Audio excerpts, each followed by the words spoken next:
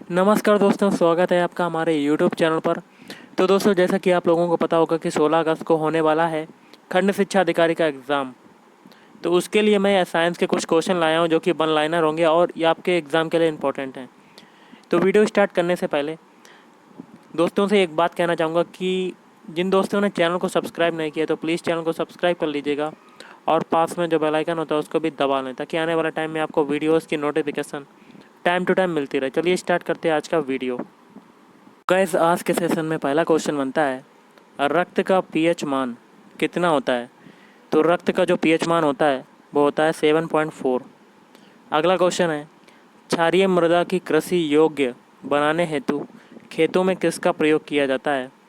तो जिप्सम का प्रयोग किया जाता है। अगला क्वेश्चन है, एल्केन का रासायनिक सूत्र क्या होता है। तो ये होता है CnH2n+2। अगला है, क्रायोजेनिक ईंधन तापमान के किस सिद्धांत पर कार्य करता है। तो निम्न ताप पर कार्य करता है। अगला क्वेश्चन गाइस है, अतिचालकता किस स्थिति में होती है। तो प्रतिरोध शून्य होने पर अतिचालकता होती है। अगला है, स्टोरेज बैटरी में किनका प्रयोग किया जाता है। तो स्टोरेज बैटरी में सीसा का प्रयोग किया जाता है। अगला है, नैनो टेक्नोलॉजी संबंधित होता है। तो सूक्ष्मता से नैनो टेक्नोलॉजी संबंधित होता है। किसी एक सुपर कंडक्टर का नाम बतावे। तो दोस्तों देखिए, नियोबियम ये सुपर कंडक्टर होता है। अगला है, अप्सरा परमाणु रिएक्टर में कौन सा तत्व ईंधन के रूप में प्रयोग किया जाता है। तो यूरेनियम का प्रयोग किया जाता है। खाने वाला सोडा का रासायनिक नाम क्या होता है। तो ये होता है सोडियम बाई कार्बोनेट। अगला है, बायोगैस का प्रमुख अवयव कौन सा होता है। तो बायोगैस का प्रमुख अवयव होता है मीथेन गैस। अगला क्वेश्चन है, प्लास्टर ऑफ पेरिस के विनिर्माण में किसका प्रयोग किया जाता है। तो ये किया जाता है जिप्सम का। अग्निशामक यंत्र में किसका प्रयोग किया जाता है। तो अग्निशामक यंत्र में बेकिंग सोडा का प्रयोग किया जाता है। अगला क्वेश्चन है, कपड़ा धोने के साबुन किससे बनाया जाता है। तो गाइस ये हो जाएगा आपका कास्टिक सोडा प्लस वसा को मिला के कपड़ा धोने का साबुन बनाया जाता है। चीनी को साफ करने के लिए किन का प्रयोग किया जाता है। तो हड्डी चारकोल का प्रयोग किया जाता है चीनी को साफ करने के लिए। चूने जल को दूधिया कौन सा गैस कर देता है। तो कार्बन डाइऑक्साइड जिसको कहते हैं CO2, ये दूधिया कर देता है चूने जल को। अगला है, स्तनधारी वर्ग में रक्त का सबसे अधिक तापमान किसका होता है। तो बकरी का होता है जिसका औसत तापमान होता है 39 डिग्री सेल्सियस। कौन सा उत्तर शरीर के तापक्रम को नियंत्रित रखता है। तो संयोजी ऊतक रखता है, कनेक्टिव टिश्यू।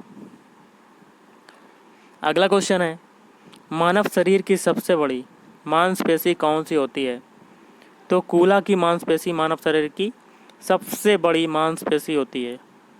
अगला है, लाल रक्त कण या रेड ब्लड का निर्माण कहाँ होता है। तो ये होता है अस्थि मज्जा, बोन मैरो में होता है। अगला क्वेश्चन है, पचे हुए भोजन एवं हार्मोन का शरीर में संवहन किनके द्वारा होता है। तो ये होता है प्लाज्मा के द्वारा।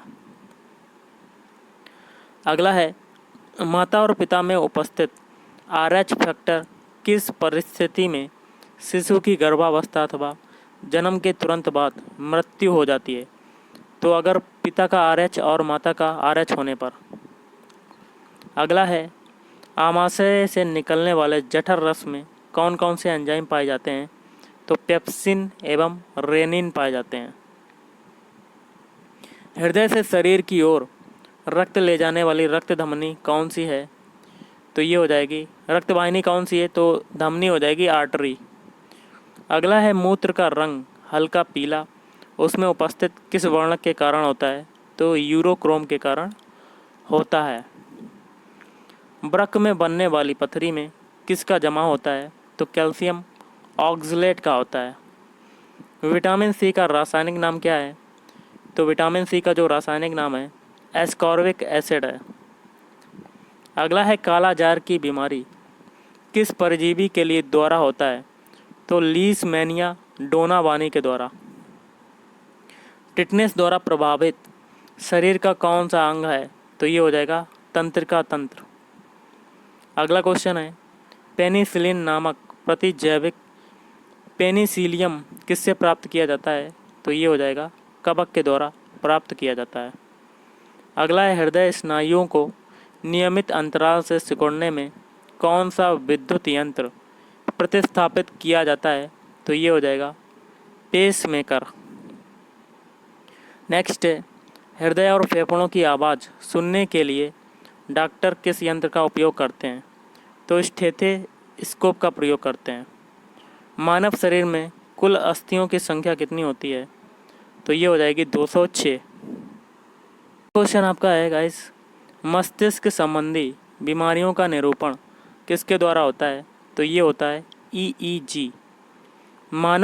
शरीर में ऑक्सीजन की पूर्ति किसके माध्यम से होती है? तो लाल रक्त कोशिकाओं के माध्यम से होती है। चेचक का टीका सर्वप्रथम किसने बनाया था? तो एडवर्ड जेनर ने बनाया था।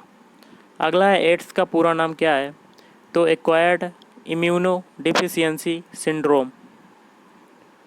अगला है पर्णहरित क्लोरोफिल में उपस्थित मुख्य धातु कौन सी होती है? तो ये होती है मैग्नीशियम जिसका सिंबल होता है Mg।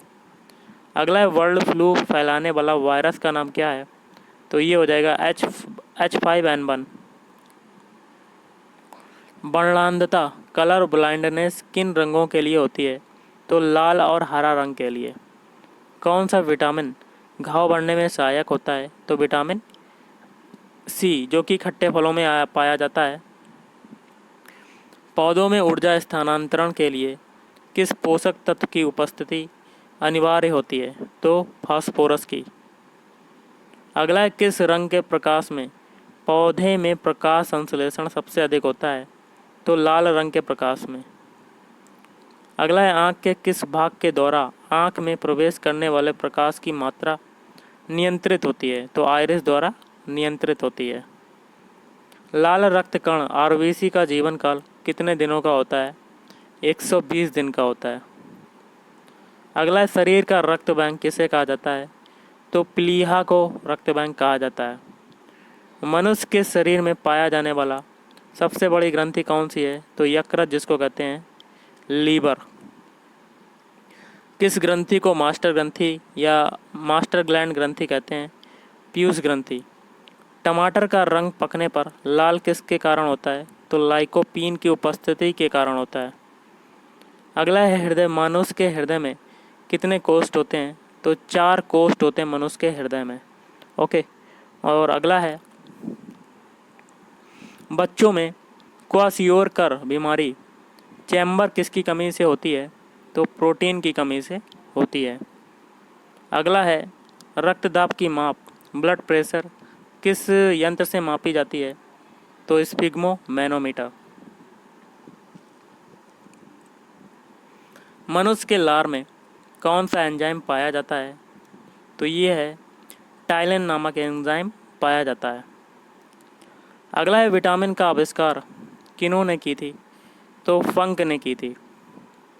अगला है एक पीढ़ी से दूसरी पीढ़ी में आनुवंशिक गुणों का स्थानांतरण किसके द्वारा होता है? तो ये क्रोमोसोम के द्वारा होता है। जल में घुलनशील विटामिन कौन कौन सी हैं? तो विटामिन B और विटामिन C। लीवर में भविष्य के लिए कौन सा विटामिन भंडारित रहता है? तो ये हो जाएगा विटामिन A। गाय के दूध का रंग पीला किस कारण से होता है? तो कैरोटीन की उपस्थिति के कारण। शरीर के ऊतकों का निर्माण किससे होता है? तो प्रोटीन से होता है। शरीर में पित्त का निर्माण कहाँ होता है? तो गाइस यकृत या कह सकते हैं लीवर में होता है। कोशिका का शक्ति केंद्र पावर हाउस ऑफ सेल किसे कहा जाता है? तो माइटोकॉन्ड्रिया को कहा जाता है। मानव शरीर में गुणसूत्रों क्रोमोसोम की संख्या कितनी होती है? तो 46 होती है। अगला है संतान के लिंग निर्धारण के लिए किनका गुणसूत्र उत्तरदायी होता है? तो पुरुष का होता है।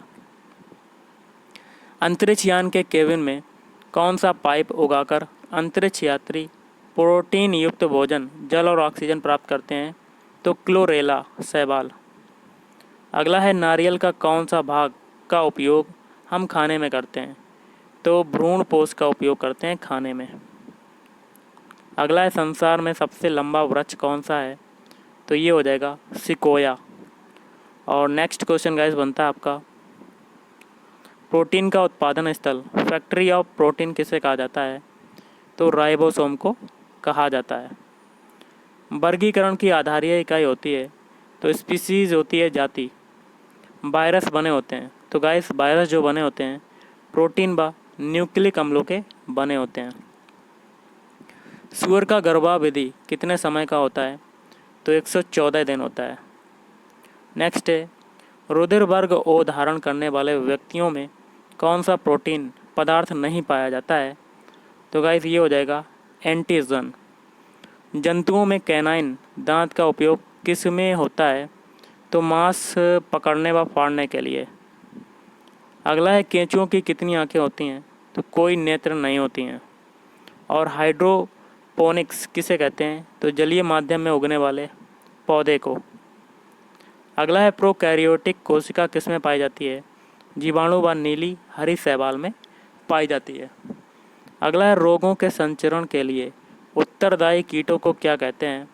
तो वेक्टर कहते हैं। किन्हीं दो मांसाहारी पौधों के नाम बताइए?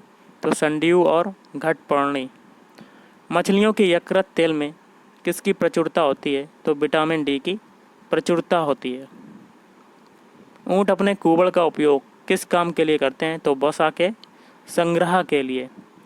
अगला है, थैलेसीमिया के रोगी के शरीर में किसके संश्लेषण की क्षमता नहीं रहती?